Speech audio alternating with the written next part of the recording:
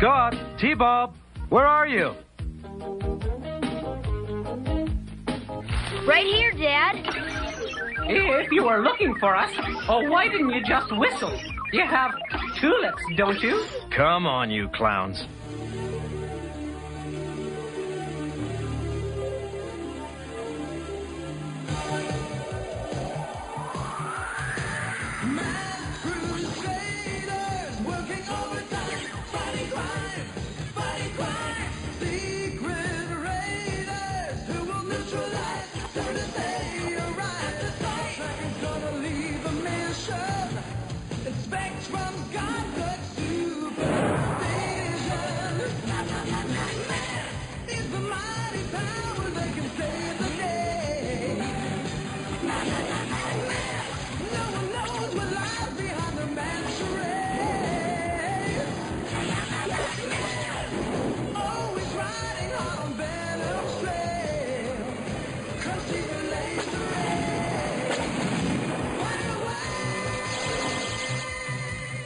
Hello and welcome to M.A.S.K Mayhem. This is episode 15. I bet you're wondering, where the hell have we been the last 2 years? Well, Miles Mayhem has had us locked up. Probably the most competent thing he ever did was fool Optimus Solo. He still has Optimus Solo captive. I'm your host, TFG1 Mike, and introducing a brand new host to M.A.S.K Mayhem, Toon Master Tim. Hello, sir. Hello, everybody. I'm Mike. Thanks for having me co-host the episode. I'm happy to be here and been a long time GCRN listener, of course. So it's good to be back on a podcast. We did record a while back a GCRN Wars episode, Silverhawks versus Thundercats, which was a lot of fun for those who held on for the 3 hours of that debate. Yeah. So as I said, M.A.S.K Mayhem has been on a very, very unscheduled, constant interruption, 2-year hiatus. I planned to have this show done before now, really did. Things just kept coming up in Kevin's personal life and my personal life, and we just couldn't get around to it. We deeply apologize to the listeners, but Tim and I are here to finish it off, and it's kind of fitting that we come back at episode 15 because the show's only 30. The podcast is only 30 episodes, so we've only got 15 more to go. Briefly, why don't you give the listeners some info on what your history with M.A.S.K is, since we're kind of starting kind of fresh, and what your, if you grew up with it, and I know you were listening when we were originally doing the show, and what your kind of opinions are on the show so far. Okay, sure. Well, it was a show that I knew about as a child. I saw the commercials for the toys, but I didn't get a station that the cartoon actually came on, so I never got to watch M.A.S.K episodes until Shout Factory released that entire series set. Mm-hmm. And so I was excited to get to watch it for the first time because I did think the toys were very cool, and I never had any of the toys, as I recall, but my brother did have the Thunderhawk. That was such a cool toy and a cool vehicle. And of course, I wanted to get Rhino, but, that never happened for whatever reason. And usually, it's funny, though, I think about it because, my brother and I were only separated by a year in age. So usually we got something similar. So I don't know why I didn't get a M.A.S.K toy as well. I must have gotten something else. It wasn't a M.A.S.K toy, but it must have been some sort of vehicle, because that's just how things went. If he got a G.I. Joe, I got a G.I. Joe. Yeah. If he got a Transformer, I got a Transformer. That's just how it worked. Mm. But it's maybe your parents decided to be cruel and give him all the cool M.A.S.K toys and saddle you with Go Butts. No, so we didn't have any Go Bots. Yeah. Good parents, good parenting. Although I did get to watch GoBots when I was younger. And I did not get to watch Transformers, so I did miss out on that in my childhood.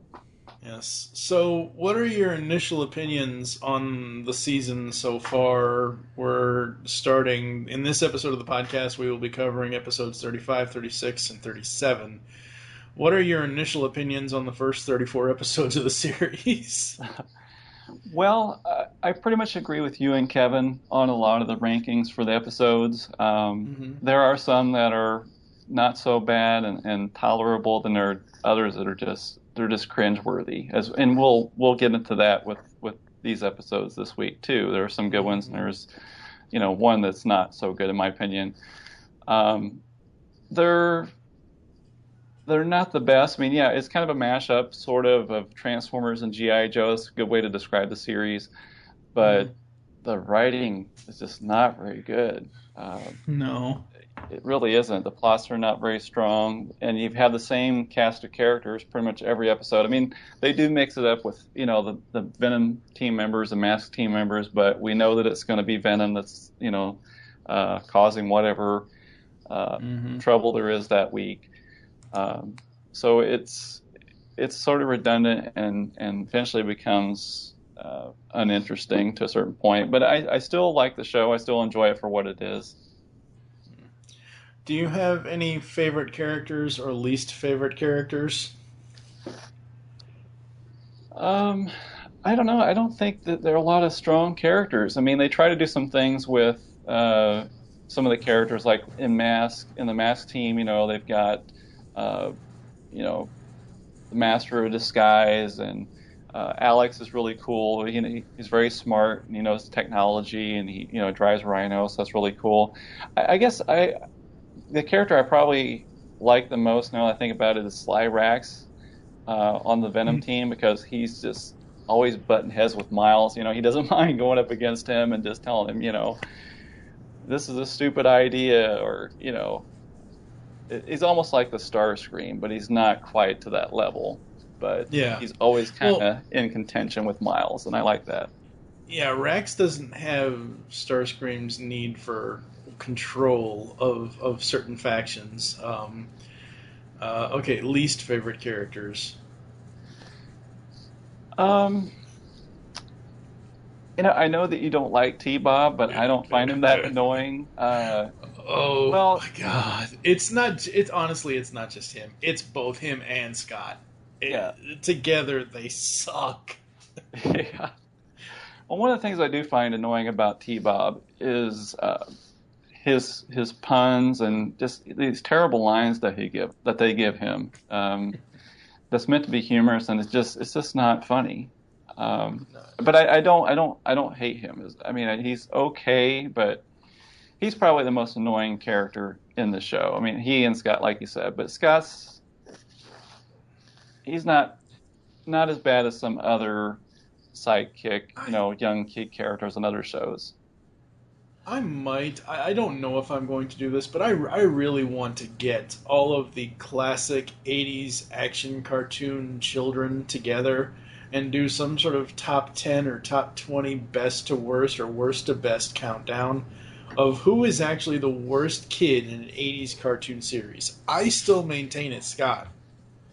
I still, out of all the kids in the 80s, out of those kids on Dungeons and Dragons, Spike and Chip from Transformers, who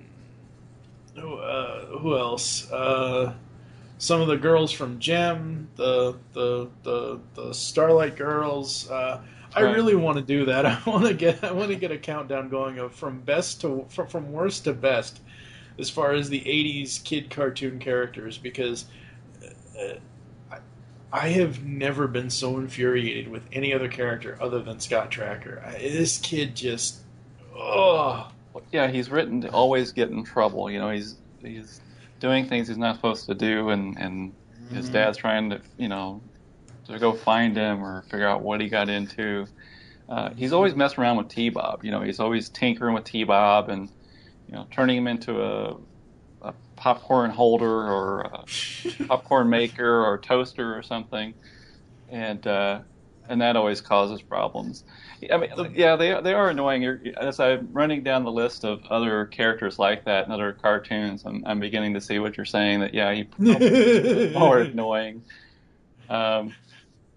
Most annoying, maybe. Definitely in the top 5, top 3. Top 2, most likely.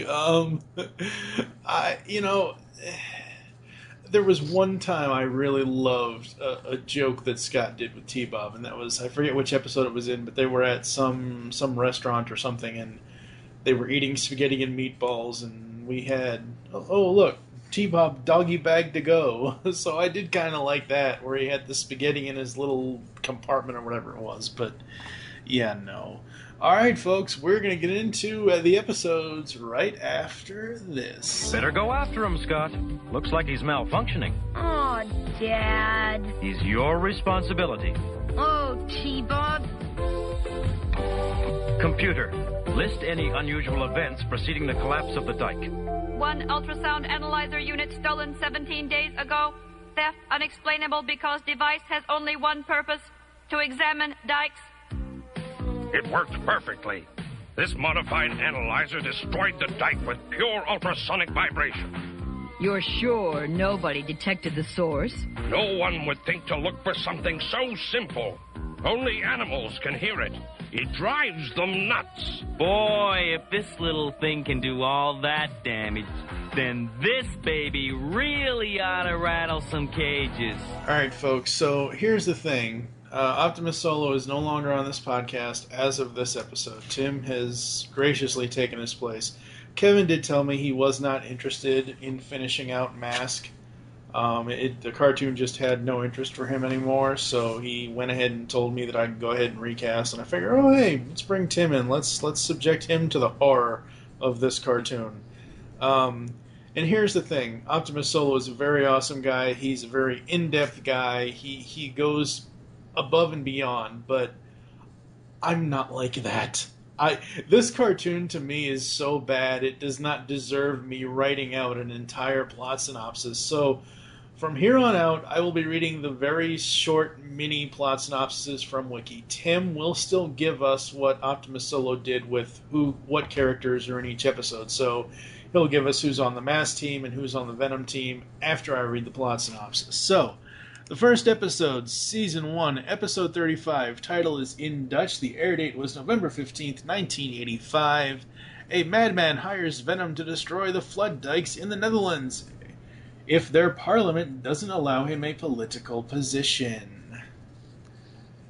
What do we have on the teams this time around? All right. Well, on the M.A.S.K team, we have Gloria, Dusty, and Brad, who joined Matt for this adventure. Actually, I didn't write down who was on the Venom team. I think it's the usuals. I think it's Miles, Vanessa, Rax, and Dagger. And Dagger. Yeah. In Dutch, oh boy, the plot is average at best, I would say. You're going to destroy something in order for the government to give you a political position. I mean, that's kind of like it's kind of like something, from today's standards almost. Right, yeah. I mean, it is sort of a typical average plot, but I kind of like what they did with it. I mean, we start off with Scott, T-Bob, and Matt talking with a gentleman. They're standing, in this field of flowers. It's very colorful, and he's explaining, the purpose of the dikes, that, Holland is below sea level and all this. And, they're worried about the dikes possibly breaking. And then, we turn to some scientists or some guys who have this analyzer in the back of the pickup truck. And it's supposed to analyze the dike and make sure that it's safe and it's structurally sound, and they have this thing give us reading and say, oh yeah, it's going to stand here for 50 years. But then before long, like some weird things start happening. We hear some dogs barking, and then the dike starts to break apart and busts, and all this water comes flooding through, and they have to basically climb up a tree to avoid being drowned in the water. So, I mean, you're kind of left wondering what is going on. And the thing that caught me was, okay, well, what was the deal with the dogs barking? How does that come into play? Which we find out later on. Venom is using ultrasonic frequencies. Right. And that's how they were able to break up the dike. Yeah. This plot is way too average for me. I mean, it really starts out as a mystery, but as soon as we find out that it's Venom using ultrasonics, and honestly, you know, as I watch this, it's been, like I said, 2 years since I've even looked at this cartoon, since we did episode 14 way back in 2012. As soon as we find out it's Venom, I'm like, oh, God, of course. Of course it's going to be Venom. And it just, I don't know. This cartoon, I will say this, I know people will get sick of me saying this between this episode and the final episode of this series that we do, episode 30 of the podcast. I will say this once an episode. This cartoon is there's only 2 good things about it. The theme song and when they assembled the team. That's it.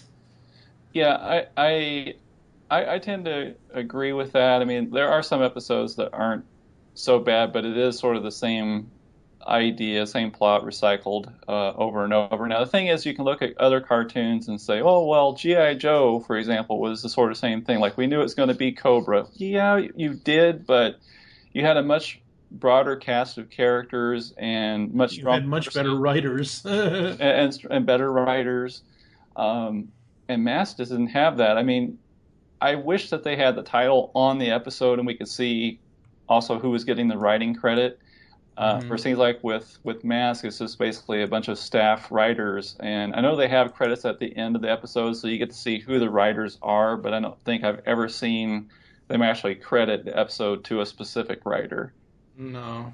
On DVD sets, I mean, speaking of writing, on the DVD sets, there's some bonus features, and I believe that they talked to some of the creators of the show, and they were talking about how they were very careful about the plots, and the head writers wanted to make sure that the shows were intelligently written, and it seemed like the writers were put through a lot of I don't know, they were given a lot of direction on what they were supposed to write into these episodes to make them better, and I don't really think they delivered on a lot of the episodes. I think there's only one episode out of this entire series to this point that I absolutely loved. I honestly don't know how many 5 masks out of 5 I've ever given this series, but it was season 1, episode 24, The Counterclockwise Caper, which is set in Las Vegas. Yes, I remember that one, yeah. That is the only episode, outside of the very first episode when we first see the history and the first team up, the first episode and that episode are the only ones in season 1 to this point that I have absolutely said I absolutely love. The rest of them are either just mediocre, I don't care, or they're just god-awful. Alright, so in Dutch, the plot I don't feel is done I don't feel that it's executed very well. I don't feel it's written very well. Any other thoughts before we hit the high beams, if there are any? Are we talking low beams right now, or just no? And final thoughts on the plot. I think you've pretty much said it. It's fairly weak. There are a few action moments that occur during the episode that I think do carry it, even though the plot is fairly thin. But yeah, the plot itself is just, it's a typical recycled plot we've seen before. Yeah. All right, we're gonna hit the high beams after this.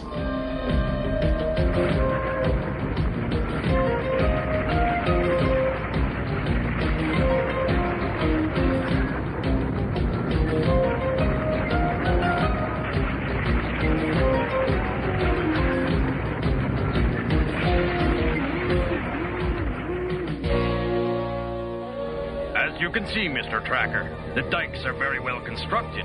After all, we've been doing this for hundreds of years. Was there any sort of natural force that could have... There were no high winds, no waves, no earthquake.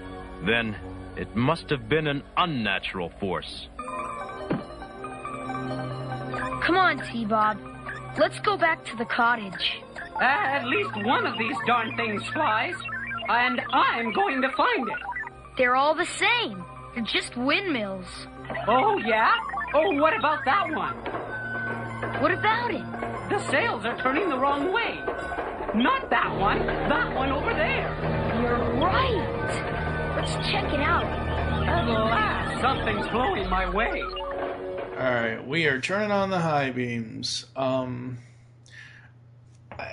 This is more of a plot observation than a real high beam, but I wrote down under high beams for this episode. I bet that flying windmill is Switchblade. Well, duh. Well, you know what?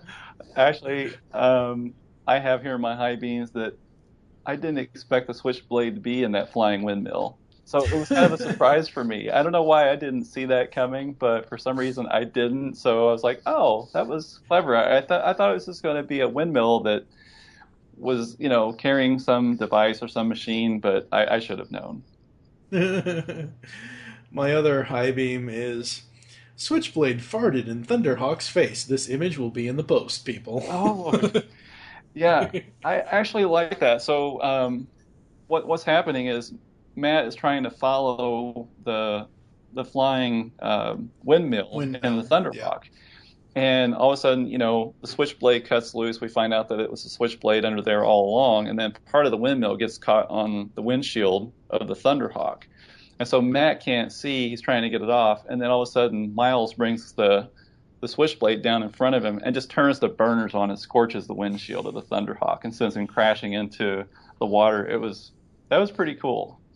It was an awesome scene because it really looked like the Switchblade was farting on the Thunderhawk. After the fire from the burners, you see kind of the smoke, and it's kind of white, smoke and whatever else. Uh-huh. Like I said, the image will be in the post for people so they can see what we're talking about, but it was just so friggin' funny. What stuff do you have for high beams?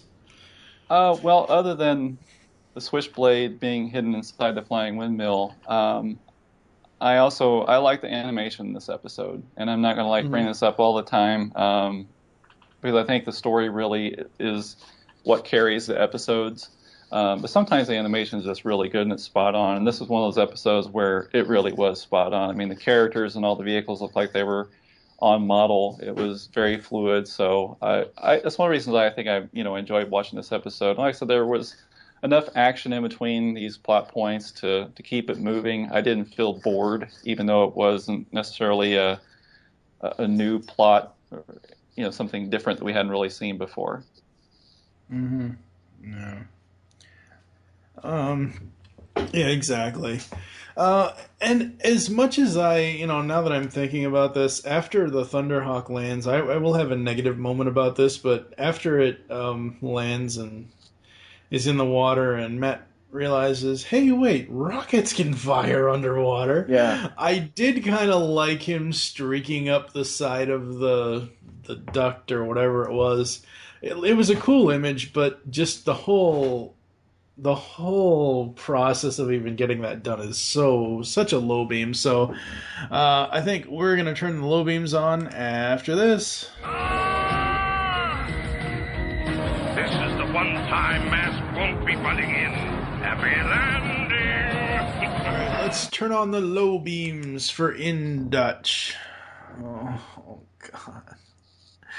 I'm already cringing. Tulips, really, T-bitch? Come on, that's a horrible line. Ugh.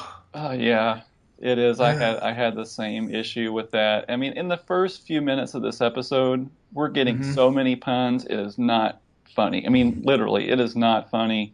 I mean, the tulips, and then they're talking about the dike holding back the water, and T-Bob even says something like, being on the level, and they just kept coming. I stopped writing them down. I mean, it was just so bad. There's only one other one I wrote down because it was just so bad. But my next one is, okay, seriously, Switchblade blasted Thunderhawk with its jets. Thunderhawk looks blackened and bruised on the hood. It lands in the water without the blackened bruising. And then when it returns, the car is upside down under the water. Really? Come on, animators. Oh, God. And then the one that I did have for the other quote, wait a minute, I can barely understand you. Oh, I so want to superglue T-Bob to a nuclear bomb. Seriously. Oh my God. See, it's lines like that they give T-Bob often, and that's one of the reasons why you can't like him. I mean, how are you gonna like somebody that's always saying things like that? It's just terrible. Terrible lines to give any character. So terrible. I felt as I was watching this, I felt that the episode was just there. Honestly, there was no real story behind it all. Like, there wasn't any great mystery. There wasn't. We find out it's Venom, and that's that. And my final note was part of the PSA: stunted growth. Really, come on, T-Bob. What about you for low beams? Well, the other thing I have that you didn't have is something we haven't talked about, is that the evil guy wanting to be prime minister, he's actually stroking a cat. Yes. Yeah. He is the evil guy who's stroking a cat. It's a James Bond reference. Yeah. Yeah.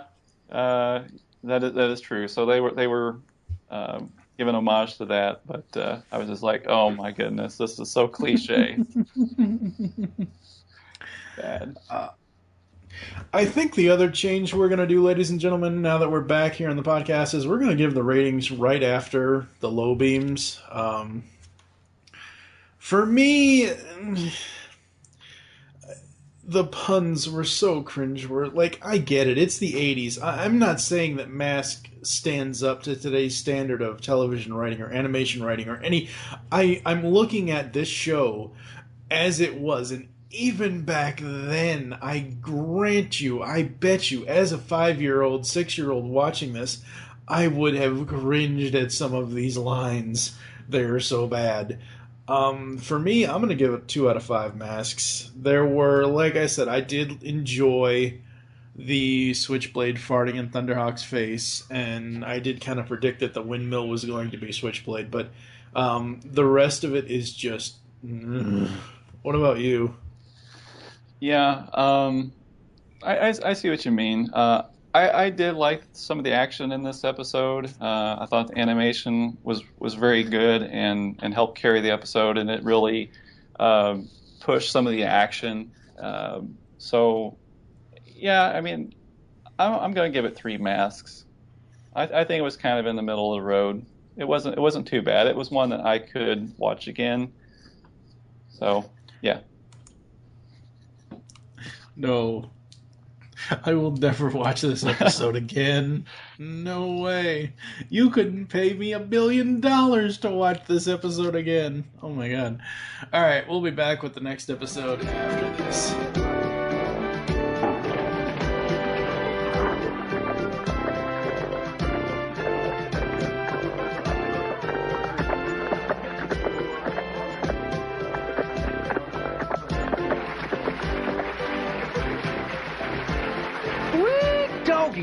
I'm seeing it, but I know no horse can do that kind of stuff. The Lipizzaner stallions can. They're trained for years. And they do this kind of stuff every day? No, this is a special performance. In honor of the Emir of Amra. Hey, Dad, watch this.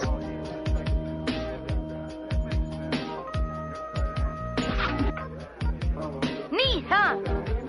I've got over 1 million motivation and logic circuits in me. And what does he use me for? Popcorn box. So up next is the Lipizzaner, Zonder, whatever the hell mystery. Okay. Venom steals the famous Lipizzaner stallions, where an Arab purchases them for $5 million. But the M.A.S.K team member Dusty Hayes foils their heist. A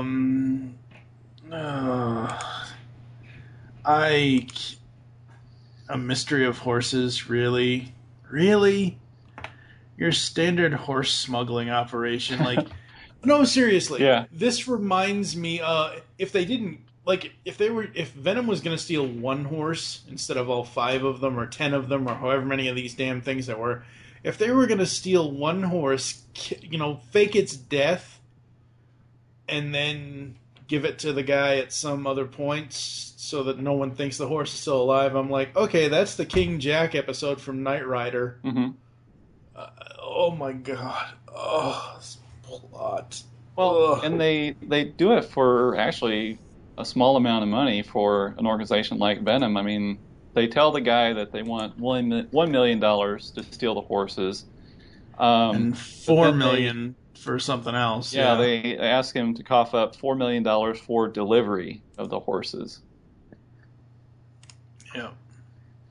Which I actually kind of like that. I like that, they tell this guy, yeah, we'll do it, for this much money, and then they do it and turn the tables and ask for more money. I also, I like the twist that Amir is the guy that wanted to buy the horses from Venom. That he was, in the beginning, he was the one they were putting on the show for with the Lipizzaner horses. And then later we find out that he is actually the one responsible for them being kidnapped so that he can purchase them for Venom. And again, that's a plot twist we should have seen coming, but I thought that I kind of did see it coming. I was like, that guy is... I was kind of like playing my own version of what's his name from Iron Man 3? Crap. I was gonna say Foggy Nelson, but that was Daredevil. Happy.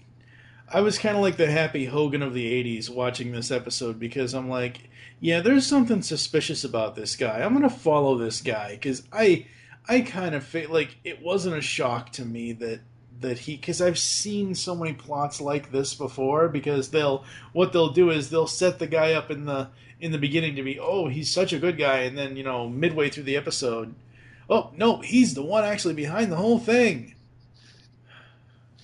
Yeah, I see that. But at first I was just going along with it, and they didn't really give any indication that he had anything to do with it. At first they're just there, watching the horses put on this show, and then they get spooked, and they all run off, and they run into this area where basically they can't get out, but all of a sudden they're missing, and so that's really kind of a mystery that is weaved in the plot as well, is that M.A.S.K is trying to figure out what happened to these horses. They ran down this hall, and there's nothing but a bunch of locked cages. So where did they go? And they see the horse prints in the dirt. And then it's not until later that Scott says something about, what was it, a trap door, or I don't know, something that made him think about that. It's like, oh yeah, obviously it's a trap door. Yeah. And that's how they smuggle the horses out. Yeah, because they look at the old building plans for the place, and they find that there is an old tunnel under it. Right. Plot. Honestly, excuse me. Honestly, out of the two episodes, I'd watch In Dutch again before I watch this again. All right, we are gonna hit the high beams after this.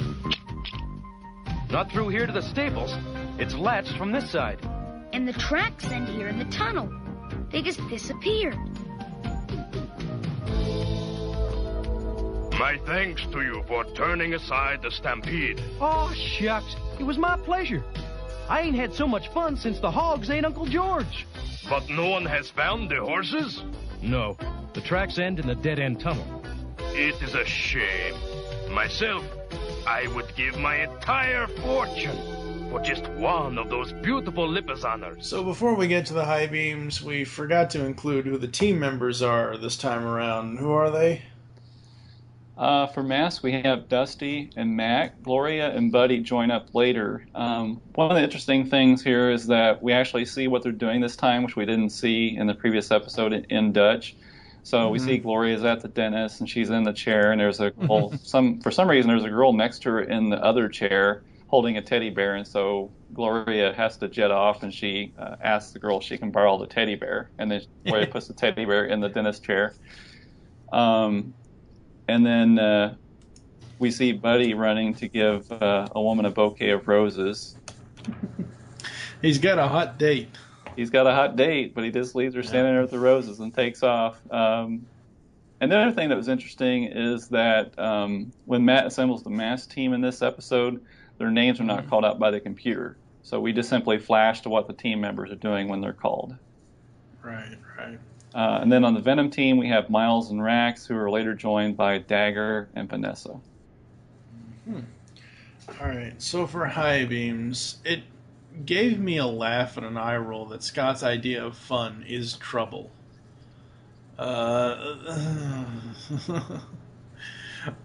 love the shot where Matt is pretty much right on top of Rax. I think it was when he was in Thunderhawk. He nearly landed the front end of the car right on Rax's head. I thought that was hilarious. I wrote this note, and I honestly don't. I just watched these episodes a day before we recorded this. I honestly don't remember why I wrote this down, but Matt Tracker is dead. Podcast over. Good night, everybody. I don't. It was after the Rax thing. I'm not sure exactly because I write my notes as the episode progresses. Right. T-Bob wrecks a hotel just like a rock star would. Ride 'em, Dusty. Yeehaw! Good Lord. What'd you have for high beams? I like that they used the M.A.S.K powers more in this episode, so that was really cool to see. Although this almost sounds like I don't know, it just doesn't sound good. It sounds like BSDM or something. The whip and the penetrator. Yeah. I mean, they actually call out the names. Whip. Mm-hmm. And then, then I think Vanessa's power calls out the penetrator. Or no, penetrator is Brad, I think. Okay, it's Brad and then the whip. Brad or Dusty. And she has the whip. Okay. But they just set them basically back to back, and it became very evident. It was like struck a chord. It's like, wow, that doesn't sound good for little kids to be yelling that out as they're playing with the M.A.S.K toys. Yeah. Go ahead. And like I said, I actually did like the twist of Amir being the buyer of the stallions. Because, like I said, I should have picked up on that, but I was just going along with it, so I thought that was a nice twist in the plot. I also like the explosions of the switchblade. Those were pretty cool because it gets hit hard. I mean, that whole glass canopy, it just shatters, and then Matt completely blows it up. I mean, the switchblade is blown to pieces. Yeah, it is. And yet in the very next episode, it's completely fine. Oh, yeah. All right. Any other high beams? There were a couple of lines I thought were pretty funny. Scott says something like, "Where's your spirit of adventure?" And then T-Bob responds to the effect of, "I think it's the first thing you took out." Yeah, that is kind of funny. That's not as cheesy as some of his other lines. Yeah. So I'll give them some credit for that, because usually it's puns, as we said before. So that was pretty good.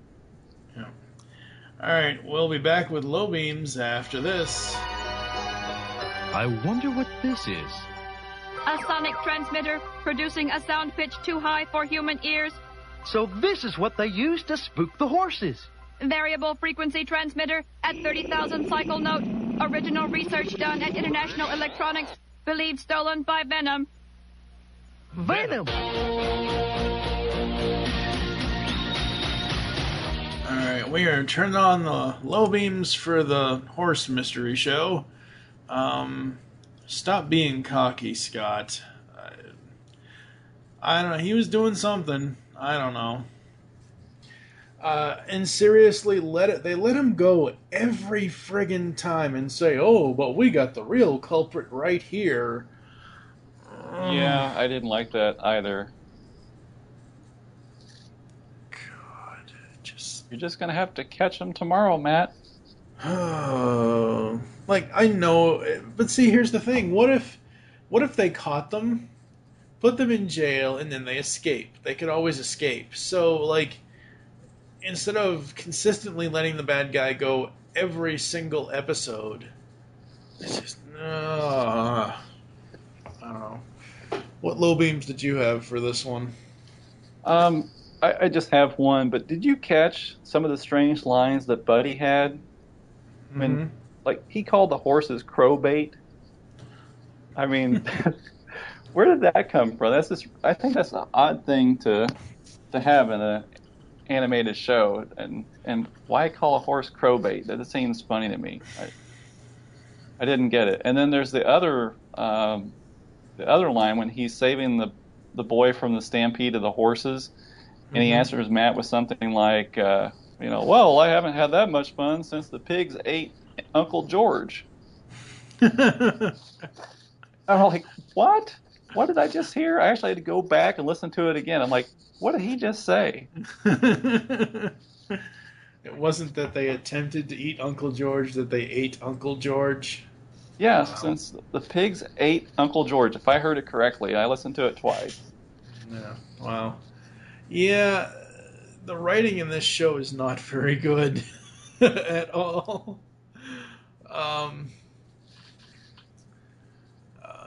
When you said the horses would be crow bait, all as I can think of is Roger Rabbit. My Uncle Thumper had to go to probate one time and took these big pills. Not prostate, you idiot, probate. Yeah, yeah. For Lipizander, 1 mask out of 5. After I watched it, and I watched it twice. I watched it the first time to get the audio clips, and I watched it the second time taking notes. And even though I don't have a lot of low beams on this one, it reminds me too much of every other horse stealing plot I've ever seen, and it's just that bad. What about you? I'm going to give it 4 masks because Really? Oh my god. Yeah, I like the action on this one. I know. It is a tired plot. It's something we've seen before. But I have to remember this is M.A.S.K, and this was one of the episodes that it was watchable. I didn't get bored with it. I was wanting to see what happened, and like I said, there was some good action in it. There were a few funny lines, so overall I'm going to give it an above average rating of 4. All right, we're going to move on to the final episode after this.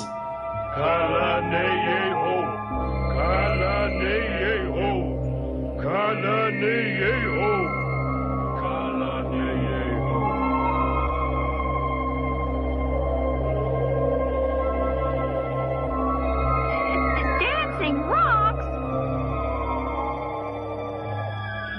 Did you get the picture, Harry? Harry?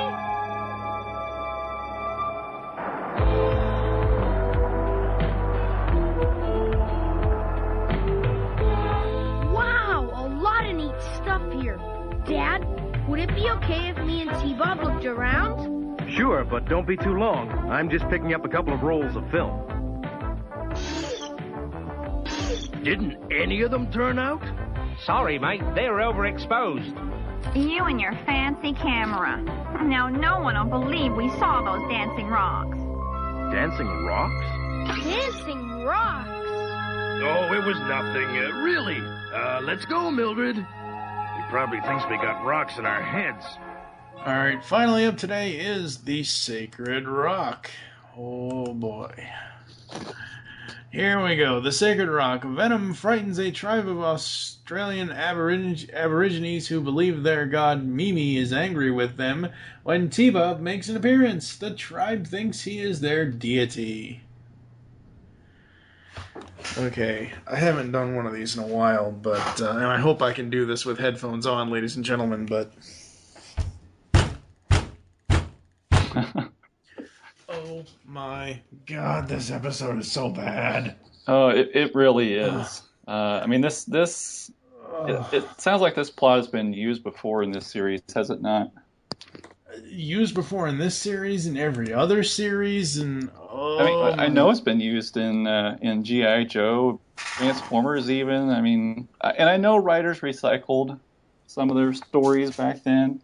I mean, I just recently read an article about the Transformers series and how those writers didn't think that the shows would be remembered 20, 30 years later. They recycled plots all the time. But this is just bad. I mean, even for being a recycled plot, it's a bad episode.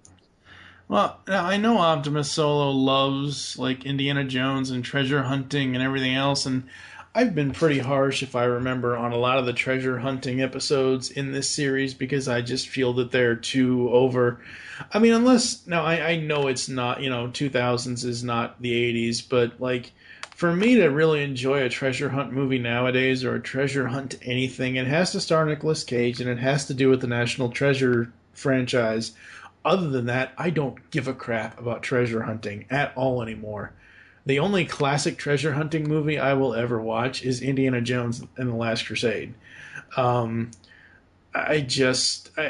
find the realization of treasure hunting just so boring. It just bores me to tears.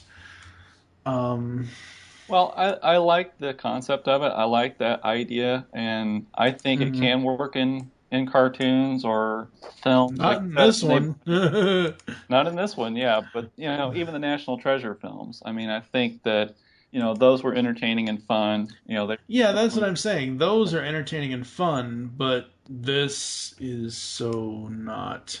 It really isn't. And we take a long time to really get things moving along, it seems.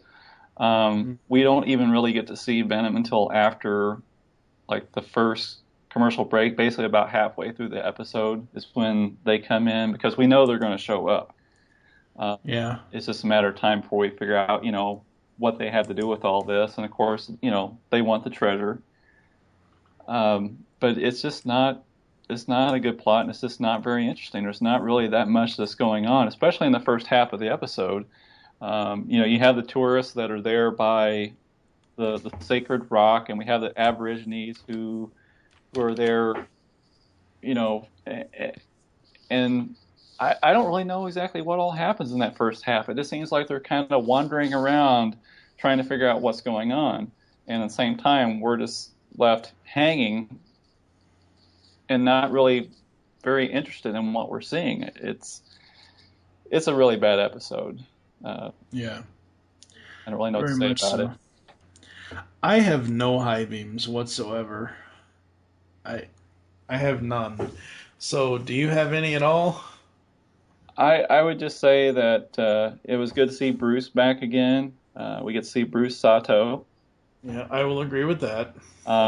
And the other thing is, I think the last 5 minutes there was some pretty good action, but again, it just was not enough to save this one. No. We're going to head straight for the low beams after this. All right! Looks like they're doing a war dance. The natives are restless, but no sign of Venom. Don't worry. I've got a feeling Mayhem's saving the last dance for us. All right, we're heading straight with the low beams, ladies and gentlemen. Seriously? Miles, Rax is as dumb as Dagger? Come on. Get your facts straight. Rax is not as dumb as Dagger. Agreed, no way. I mean, Rax has it going on. I mean, but Dagger, he can call him dumb, but not Rax. No. T-Bitch, seriously? I knew that was going to happen. You never backtrack like that. Something happened where he backed up and something hit him, a rock hit him, or something or other. T-Bob did something stupid and he paid the price for it. Hold the f***ing phone. They fell down that tall-ass mountain and have no injuries whatsoever? Fuck that crap right there. This is the crappiest storytelling ever. The Rock has brought the Sky God. Seriously, T-Bob ain't no friggin' god. No shit, you shouldn't have left him alone, Matt. Duh. I don't know why these writers and these creators basically portray Matt Tracker as probably the single worst deadbeat dad around. Seriously. Med cabinets are as dangerous as Venom. Oh. So, there's a PSA note for you, folks. Ugh. What are your low beams for this one? I don't have anything to add to what you have already said or what I already said about the plot. Just basically just how slow the plot moved forward, and we just wondering what is going on here. And again, we know that reveal is going to be that Venom has something to do with it. It took so long to get there, and I lost interest. I did too, honestly. I lost interest about halfway through. Honestly, the scene where they fall down the mountain and they don't die. Like, seriously, that kid and that robot should be the robot should be destroyed and the kid should be, clinging to life. It just all right. Goose egg for me on the rating. No masks whatsoever. None. I can't. Oh God. Not even a 1 for effort, huh? Not even. No way. If I have no high beams written down, if I can't say anything positive about this episode, then no. Yeah. What about you? I'm giving it a 1, but that's being very generous. I'm on the verge of giving it a 0. I would not return to this episode again. Never. Never again. All right, we're going to take a short break. You're going to hear some ads and some other stuff from the GCRN partners and other stuff that we have going on, and we'll be back with final thoughts. We will also talk briefly about the PSAs and more after this.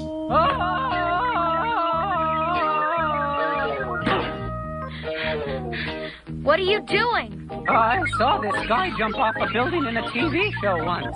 T-Bob, you should never try a stunt that you see on TV. Right, Scott. Stunt people are trained experts, and some stunts are just camera tricks. Yes, I sort of stunted my growth, huh?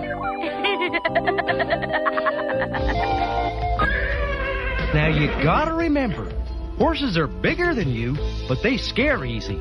And some of them ain't too bright. Kinda like T-Bob? When you walk around behind a horse, you gotta always let them know you're there. How come?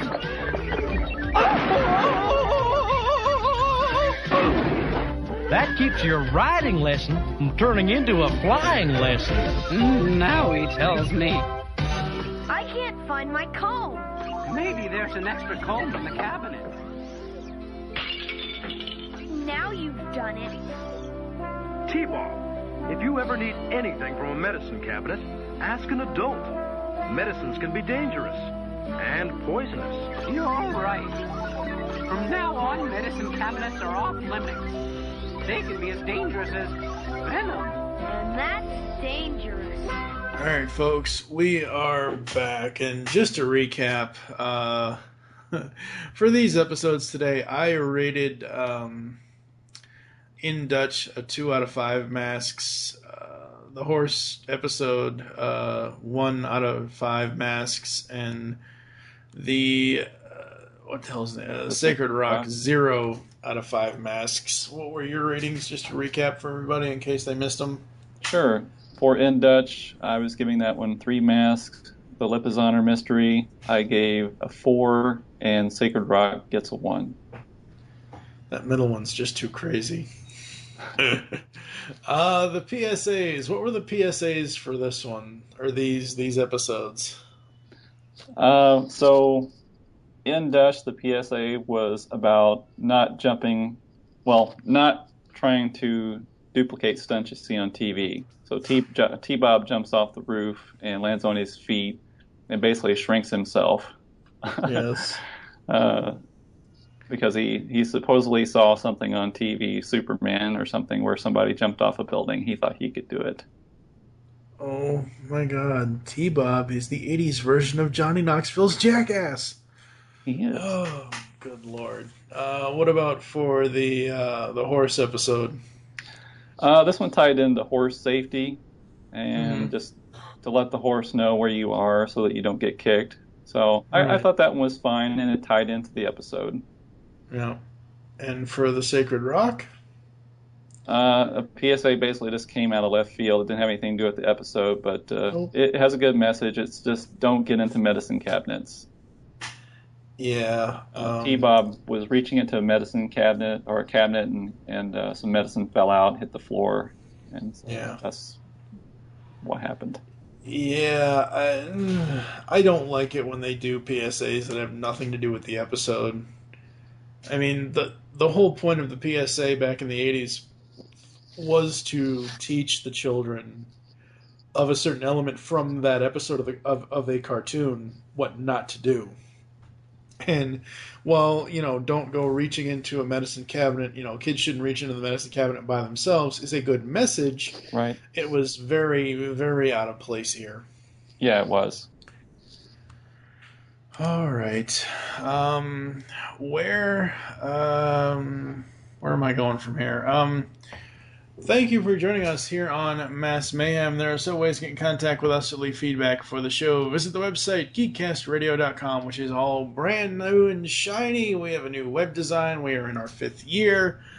You can comment on all of our posts. If you look at our written reviews, you can also rate the content, more so like if you want to leave a star rating for a film we review or a TV show we review, you can do that. Send email to feedback@geekcastradio.com. Leave the show's feedback on iTunes. Please do this. Even though we are suffering for you people, please give us some sort of positive feedback. We're trying. Follow us on Twitter. You can follow @GeekCastRadio for all the network updates. You can follow me, TFU, and Mike. What is your Twitter? Tim Silvers. Become a fan on Facebook. Go to facebook.com/Geekcast or Radio Network. Call the voicemail line. Tell us what you're leaving a message for and your name. 502-526-5821. We hope you enjoyed this episode of Mass Mayhem and wish you'll join us next time. And we'll be covering 2 more episodes from M.A.S.K. Season 1, those being Curse of Solomon's Gorge and The Green Nightmare. For now, I am TFU and Mike with Tim Silvers. Podcasting is the ultimate weapon. We will catch you next time. Interface with headquarters secured. Level 1 emergency. Give me the best team for service underwater and in the desert. Illusion is the ultimate weapon.